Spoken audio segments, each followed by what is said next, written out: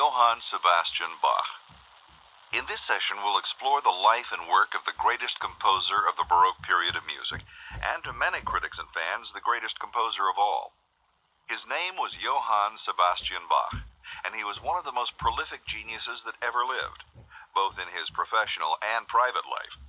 He wrote over 1,000 musical pieces and still found time to father 20 children. And he did this while fulfilling very arduous duties as a musician, conductor, and teacher.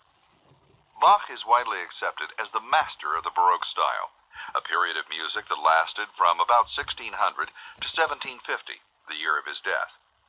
Baroque music is very complex and dramatic. It's characterized by its rich harmonies, its ornateness, and its broad theatrical concepts. By the time Bach was writing, Baroque had begun to fade in popularity and was considered old-fashioned in some circles. Yet he brought Baroque to its culmination, finishing off the era with the best music of the genre. He brought together all the basic forms and styles of the preceding generation, synthesized them, and perfected them. In doing so, he took certain elements of Baroque music to their greatest heights.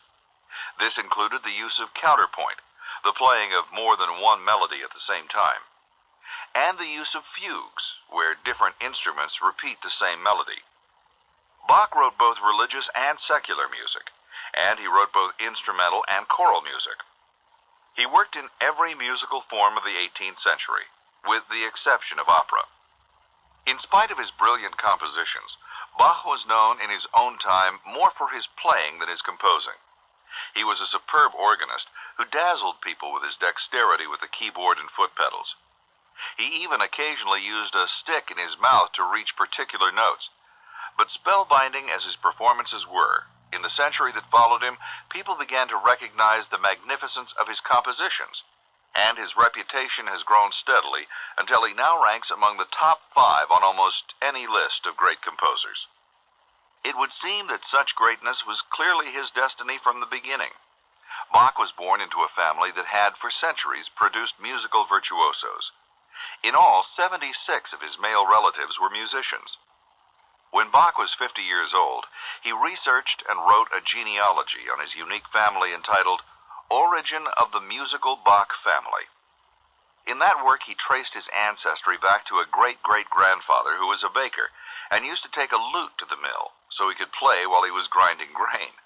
Bach's amused comment on this was, "What a pretty noise they must have made together." However, he learned to keep time, and this apparently was the beginning of music in our family. It was a family of which Bach and all the other Bachs was deeply proud. Bach himself was born March 21st, 1685, in Eisenach, Germany. Throughout his life, he never traveled far from his hometown. He was trained as a boy by his father, Johann Ambrosia, who taught him to play the violin. His mother, Elizabeth, read to him from the Bible. Johann Sebastian Bach was a devout Lutheran, and religion played an important role throughout his life and in his music. By the time Bach was 9, both his parents had died, and he went to live with his brother, another Johann, this time a Johann Christoph. Untangling the Johanns in the Bach family tree is a challenging task that relies on the use of nicknames. There were 53 relatives named Johann, and Bach himself named 5 of his sons Johann, and 2 of his daughters Johanna. Bach's brother was an organist who had trained under the famous keyboard composer Johann Pachelbel. He gave Johann his first lessons on the instrument, as well as on the clavichord and the harpsichord. Johann stayed with him for 5 years, developing skills on the keyboard and studying composition on his own. He managed this simply by using the works of older composers as models. By the time he was only 15, Bach was able to support himself by singing and playing the organ in nearby towns he could walk to. Johann Bach is famous for his walking. He once walked 200 miles just to hear a favorite organist play, and he regularly walked to Hamburg and back, a distance of 50 kilometers each way. There's a story about how on his return from one of these journeys, exhausted and penniless, he stopped outside an inn to rest. Someone threw 2 herring heads onto the rubbish heap, and Bach picked them up to see if there was anything salvageable. Mysteriously, he found 1 coin in each head. Not only was he able to buy a solid meal, but he had enough money to make another, more comfortable trek to Hamburg a short time later. In 1703, when he was 18, Bach took a post as violinist in the orchestra of the city of Weimar, which was ruled by the Duke of Saxe-Weimar. After 6 months, he was also appointed organist in nearby Arnstadt, a position that delighted him because Arnstadt had just recently built an exquisite new organ. It is here that he began to develop his flamboyant playing style. It is also here that he composed his earliest surviving works for the organ. Bach spent 2 years in Arnstadt, but the harmony in his music was not reflected in his personal life. He argued with the singers and musicians who found his work difficult and who didn't come up to his personal standards. He also argued with his employers constantly about the limited scope of his duties. They, in turn, were very annoyed when he took one of his famous walking trips to a city featuring a popular organist and didn't return for 2.5 months. It didn't help when Bach got into a public scuffle with a group of students who were seeking revenge for an insult he'd made to one of them. Bach had called the young man a nanny-goat bassoonist because he'd made the bassoon sound like a goat. That evening, the student and 5 of his friends assaulted Bach, who pulled out a knife in self-defense. Although the fight was broken up before anyone was injured, the incident didn't do much for Bach's image or for the church, and eventually he was dismissed. These conflicts with authority would be a pattern in Bach's life. Almost every position he took resulted in personality clashes and fights with his superiors. He was one of the original difficult artists. In 1707, Bach married his first cousin, as was common in those days, and settled into a new position as organist in the city of Mühlhausen. His wife's name was Maria Barbara, and over the next 13 years, she would bear him 7 of his 20 children. One of the saddest moments of their lives was when their only twins died in infancy. Bach's second wife, Anna Magdalena, would bear the remaining 13. Bach's position in Mühlhausen got off to a bad start, not because of the authorities this time, but because of the public. The congregation in the church found his innovative music too difficult to understand, and he left in only a year. In that year, he brought compositions in to enlarge the choir library, tried to support more music in surrounding villages, and initiated a plan for rebuilding the organ. After he left, that building was completed, and he returned to help inaugurate it. After Mühlhausen, Bach returned to Weimar. He would remain in Weimar for 9 years, 9 very productive years, in which he wrote a series of cantatas, each to be performed on sequential Sundays. Bach worked in the court of the Duke of Saxe-Weimar during this time as court organist and chamber musician. Part of his duties were also to compose music for religious services, and so it was during this time that he wrote many of his cantatas and some of his finest organ pieces. Bach's music underwent a profound change during this period. He was influenced by Italian opera and by Italian concerto composers such as Antonio Vivaldi, and his musical techniques began to reflect this influence. Always short-tempered, Bach became angry in Weimar when he was passed up for a promotion to music director. He looked for another position, found one with Prince Leopold of Cothen, and asked to be relieved from his duties at Weimar.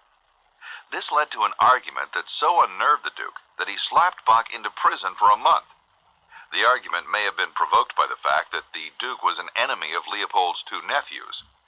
Whatever provoked it, Bach's time in jail was not wasted. He wrote 46 pieces of music, some with his children in mind. When he was released, Bach moved to the city of Cothen, where he served as director of music for Prince Leopold. He remained there for 6 years until 1723. Bach was required to write chiefly chamber and orchestral music, but the religious services at Leopold's court were simple and required little imagination. Instead, Bach devoted himself to composing non-religious instrumental music. During this time, his first wife, Maria Barbara, died unexpectedly, possibly of a heart attack. Bach suffered a severe depression for the first few months, but a year and a half later, he married his second wife, Anna Magdalena, daughter of a trumpeter and a singer and keyboard player herself. Anna Magdalena was a younger woman, joyful and energetic, and quite willing to take over the responsibility of raising Bach's children. He was so delighted with her that he wrote her a special poem for their wedding day that read, Your servant, sweetest Madam Bride, joy be with you this morning. To see you in your flowery crown and wedding day adorning would fill with joy the sternest soul. What wonder as I meet you that my fond heart and loving lips o'erflow with song to greet you. Anna Magdalena would become a valuable partner in Bach's work and helped so much with the copying of his compositions that eventually her handwriting was identical to his. She would also give him 13 more children. Anna always believed that her husband's work was sacred, and once said that she had come closer to God through his music than through all the sermons she'd heard in her lifetime. Bach was a devoted father, in spite of the immense amounts of time his work and composing required. He taught all his children music and wrote special compositions to help them exercise each finger and train their hands. Evenings at the Bach house were often lively musical affairs where everyone gathered together to play instruments and sing. Visitors reported that Bach almost always had one or two of the youngest children propped upon his lap. Although only 10 of the 20 Bach children lived to adulthood, 4 of them became famous composers in their own right. There were Wilhelm Friedmann, Carl Philipp Emanuel, Johann Christoph, and Johann Christian, the latter of whom became a good friend of Mozart's and is known today as the English Bach. Those who knew Bach say he was a congenial and modest man in spite of the stubbornness and temper that seemed to plague his employers. He dressed in somber black clothes and wore a heavy gray wig in the typical elaborate style of the times, a wig that made his already large head seem even larger. His eyes were intense and narrow, probably from many years of poring over manuscripts. He was slightly rotund, not surprising since he had a great passion for food and beer. His greatest passion, however, was coffee, and he even wrote a cantata to it once, partially to tease his daughter Lieschen, who had reprimanded him for the large amounts he consumed. The cantata tells the story of a father Schlendrian, whose daughter Lieschen has a passion for coffee. The father tries to cure the daughter of her weakness, but she's finally victorious when she declares that she will never marry unless, in the words Bach wrote, her lover will promise to her in person and insert it in the marriage settlements that she will be allowed to make coffee as she pleases. The coffee cantata became famous throughout the country. Bach's other favorite pastime was smoking his pipe, and he composed a song about that too, a song that delighted his wife and which she often sung to him. It went, "Whenever in an hour of leisure, with Naster good my pipe I fill, and sit and smoke for rest or pleasure, sad pictures rise without my will. Watching the clouds of smoke float by, I think, how like this pipe am I." Bach's life in Cothen was happy, and he appreciated the prince, who was genuinely interested in and informed about music. But all that changed in 1721, when Leopold took a wife. She was a demanding spouse, someone Bach called an amusa, or opponent to the muses. She was bored with music and took no interest in a special ode Bach had set to music for her wedding day. The prince soon had little time for music, or for his friend Bach, and Bach felt neglected.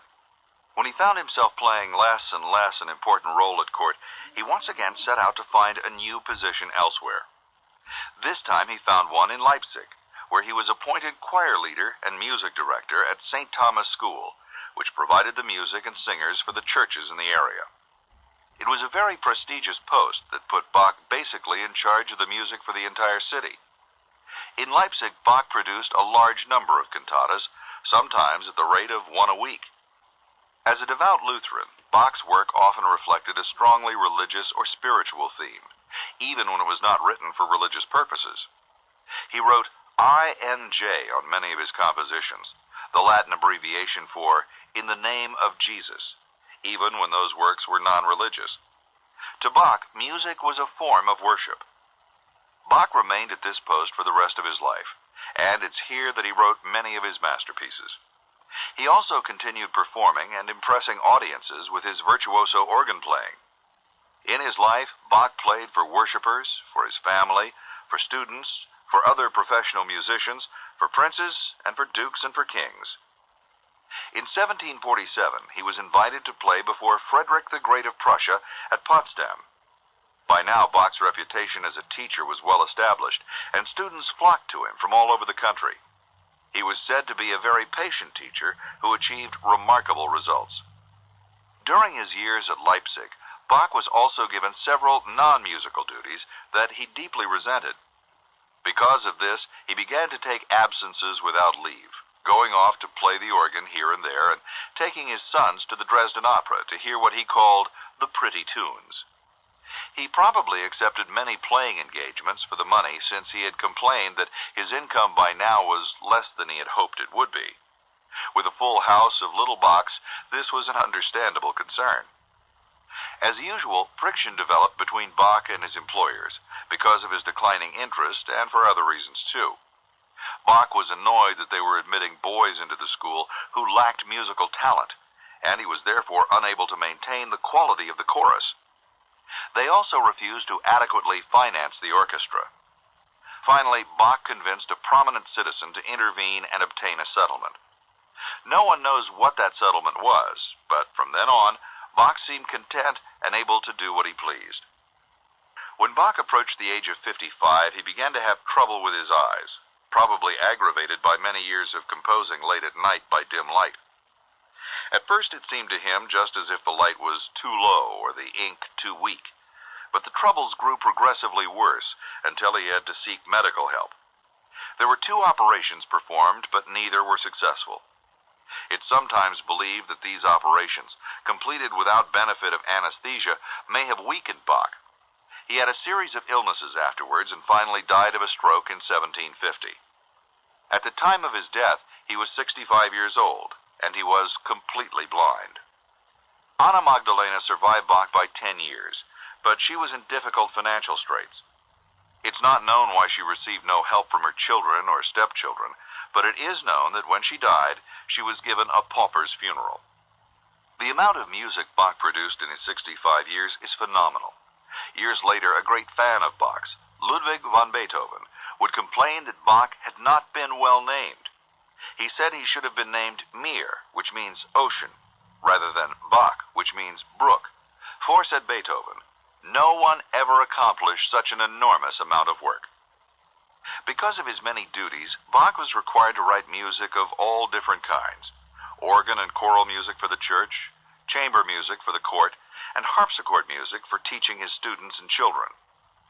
Besides these many and varied duties, he found the time to explore his own musical interests in personal compositions, most of which were not performed in his lifetime. Yet it's these private experiments and expressions that now rank among the greatest of the Baroque period. At the beginning of his career, Bach's work drew on the foundations laid by previous Baroque composers, but he soon developed his own distinctive style. It included a greater use of counterpoint, a sense of passion, and a masterful sense of structure. In the last years of his life, his work grew progressively more complex. A large body of his work is the cantatas, of which he wrote more than 200. A cantata is a long, usually religious work for chorus and orchestra. Bach's cantatas were often written around allegorical or mythological themes.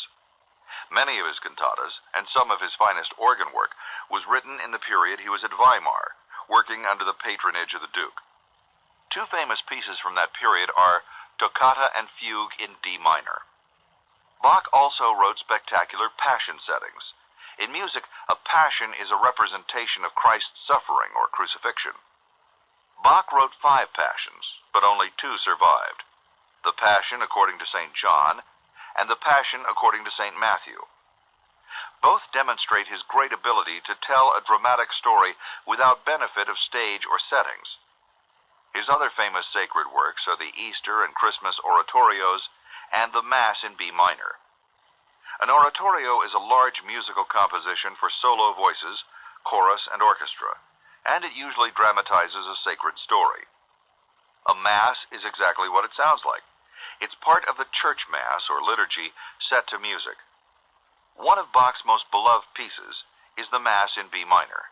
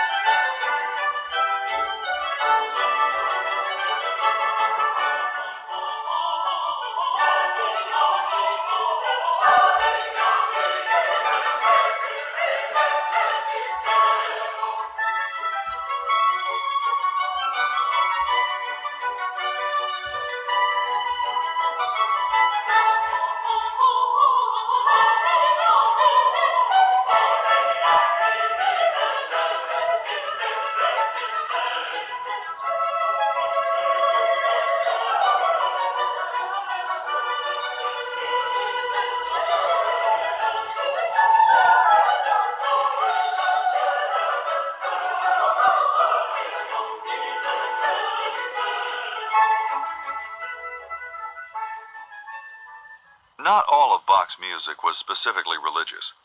In other non-religious music, Bach's love for the keyboard rose to the surface. There are many organ and harpsichord works that range from the very simple to the most complex. The two most famous of these are the Well-Tempered Clavier, which was written in 2 sections, 22 years apart. Each section has 24 preludes and fugues, written in each of the 12 major and minor keys. The other famous keyboard piece is his Goldberg Variations. The latter were written for an insomniac count who wanted music that would help him sleep.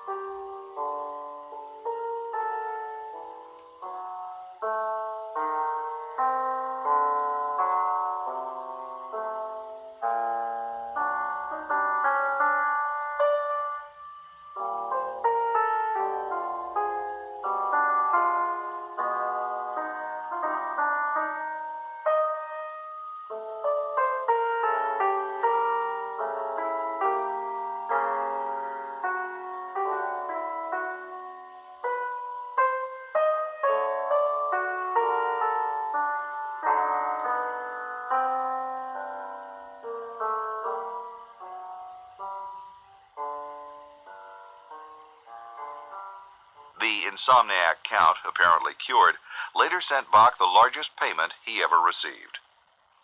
There were many instruments that inspired Bach. He wrote special pieces for the cello, violin, lute, viola, flute, harpsichord, and oboe. For chamber orchestra, he wrote the well-known Brandenburg Concertos and 4 extended suites. The Brandenburg Concertos were written and performed in hopes they would land him a position with a court official in Brandenburg.